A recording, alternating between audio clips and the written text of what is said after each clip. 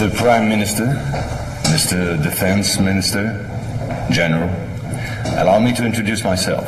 My name is François Rousseau. I'm in charge of an informal research group, which does not appear in your organization charts. Our president, to whom I personally and exclusively refer, thought it useful, if not necessary, that I clarify for you a certain number of issues. You think that as initiates you're better informed than most people. Allow me to doubt it. At this very moment, things are taking place. They are somehow serious enough for the informations and documents that I kept for you be revealed to you now.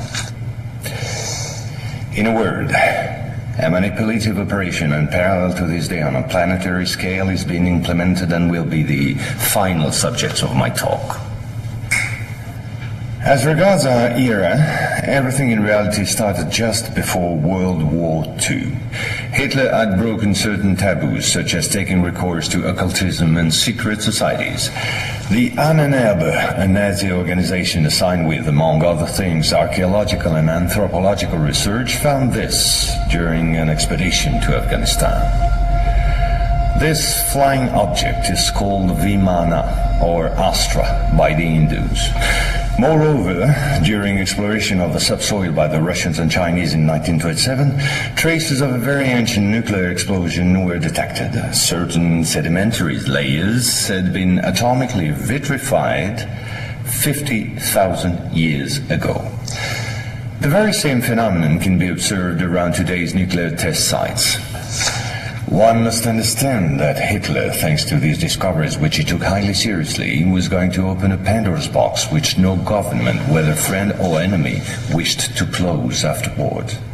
Behind tragic history, which we all know, lies a theory based on the existence of full moons, associated with the four geological cycle. According to Hans Erbiger, founder of the world ice theory, the Earth had undergone 4 semi-global extinctions of life due to the fall of one of these moons.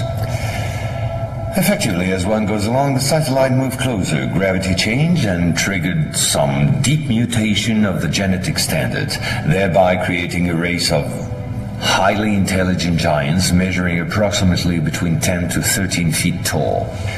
Several tens of thousands of years later, the moon crashed, the impact causing a serious rise in sea levels and a nuclear-like global winter.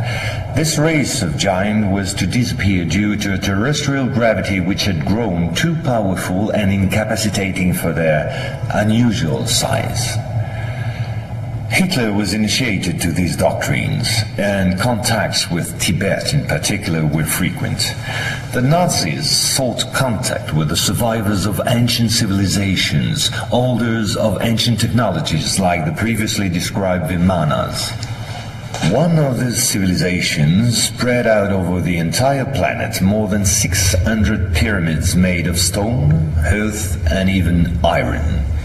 These pyramids are almost all pointed in the same direction, all have the same proportion as number pi, and all situated in magnetotelluric nodes.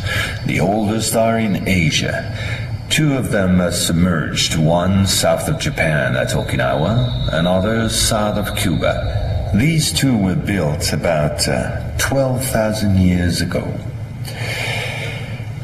I began by this more archaeological reminder for this reason. Our civilization is the 4th of the cycle which I described previously.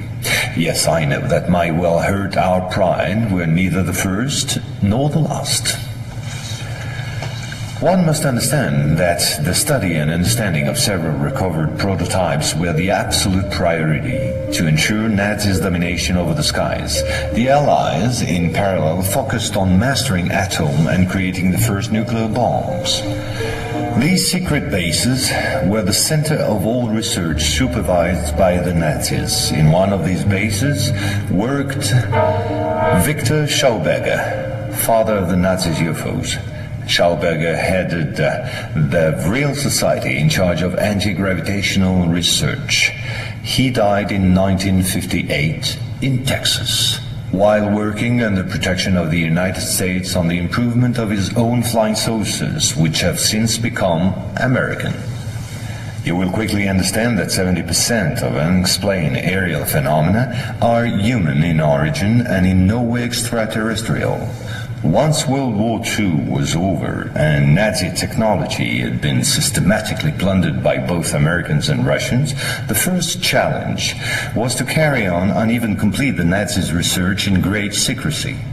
The program, called Project Rainbow, especially known for the Philadelphia experiment, was the immediate proof. Mathematician von Neumann, who collaborated with Albert Einstein and Nikola Tesla on behalf of the Navy, succeeded in accidentally teleporting a Cannon-class destroyer escort, the USS Eldridge. These photos, supplied by Morris K. Jessup before his suspicious death, are rare testimonies for this unique experiment.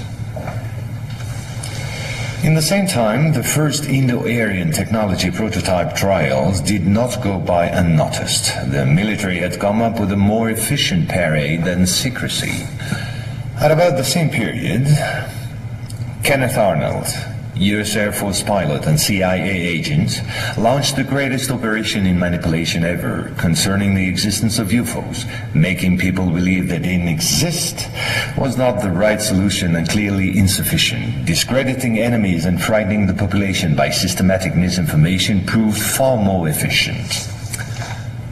UFOs and parahuman belong henceforth to the movies, television, and collective paranoia, and not to the realm of scientists, as it should have been the case. In May 1947, the American Secret Services discovered the existence of an ancient terrestrial UFO secretly recovered by the Russians, which had crashed into the Altai Mountains along their border with Mongolia. Tension between the two blocs immediately rose a serious notch. The discovery was spectacular, and so not to lose face, the Pentagon, in tandem with the CIA, decided to tell lies and imagine a huge bluff to convince both the Russians and the world at large that they too recovered a UFO in Roswell in July 1947. Of course, it wasn't true, but the bluff worked all the same. In February 1949, just after the so-called Roswell incident, an UFO was photographed and filmed in Antarctica. It was the first photo of this type of a cigar-shaped object. Other appearances were then to follow in one another by cyclic waves. At the same moment, the Apollo program, headed by Werner von Braun, was in full swing, and Dr. Braun in no way favorably welcomed the demand for paranormal experiments, which nevertheless took place during certain Apollo missions. This is the last known experiment on psychic and telepathic amplification, as well as detection of citron particles emitted by the Yogi towards the Apollo capsule. But these tests were all eclipsed by the systematic appearance of unidentified objects around orbital flights and the discovery of traces of civilization on the moon.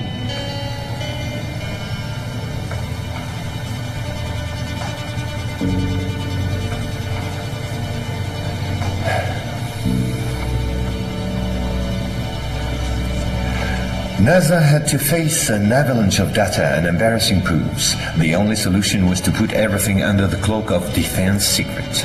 In 1971, the Jason Directive set up a special retouching service whose purpose was to erase all signs of civilizations or ruins on the moon, especially in those photos intended for the general public and the press. In June 1965 has appeared this in a satellite report in the area of Deception Island, south of Argentina. The Russians tried to sabotage the refloating operation in vain, despite the violence of the confrontation. The flying object was finally brought back to Edwards Air Force Base in California.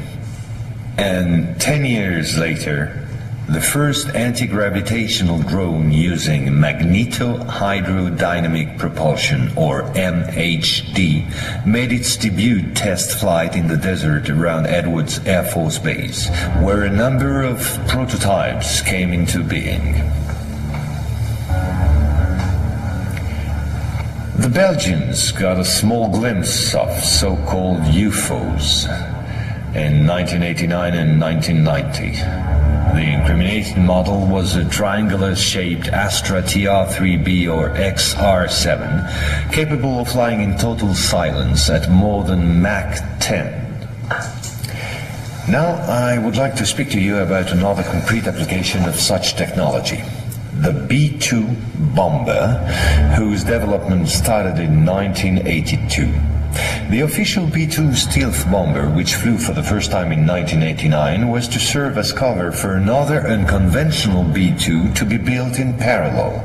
This top-secret model used, among other things, a plasma creation system, exploiting the airflow like an MHD generator. This system produces ionization of the air around the B-2, thereby suppressing air resistance while ensuring total invisibility for any type of radar. This nuclear bomber has flown for 15 years now at more than Mach 10. It can fly around the Earth in just a few hours without being seen.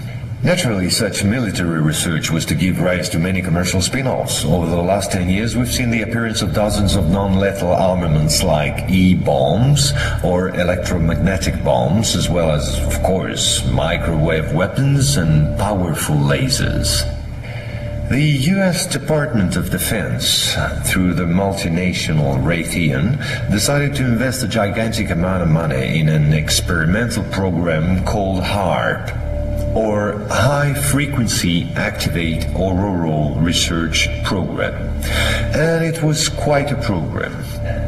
Officially, the base in Alaska studies the ionosphere. In truth, the real possibilities of the installation are enormous. Climate manipulations, deep detection of underground base or deposits, silent and remote destruction of any object, and most important of all, manipulation of human behavior. So, in 1996, a Russian satellite discovered in Antarctica the almost intact wreck of an immense spacecraft, revealed by the melting of the glaciers. The ice samplings indicated a crash date some 24,000 years ago. At the same moment, a volcanic eruption on the Deception Islands, the same islands as before, forced the Russian to request help from the United States, given the urgency and importance of recovery of the vessel. In the end, they suddenly dropped it all and evacuated the zone in panic. The device was finally destroyed by the Russians, extremely upset by the situation, which was no longer working to their advantage. No country will have such opportunity again. And this foolish action, as bad losers on the part of the Russians, was only to reinforce the position of the Americans as regards extraterrestrials. If this account seemed somewhat long despite my efforts to simplify, it was absolutely necessary to get to the subject I mentioned previously. The plot known as the Orion Conspiracy. Our research group is convinced that UFOs constructed by the Americans or the Russians will be used to support an hoax attack on the Earth of extraterrestrial origin. The media taking care of the rest, of course. The reason? Once the threats of international terrorism has dissipated, the war economies of the major powers, with the United States at the head of the pack, will need a new enemy in order to still prosper. War on Earth will be replaced by space war against an enemy from beyond. So then, gentlemen, I thank you. A complete report will be handed to you at the exit. As for me, I'll see you again soon for a second update on a quite different subject.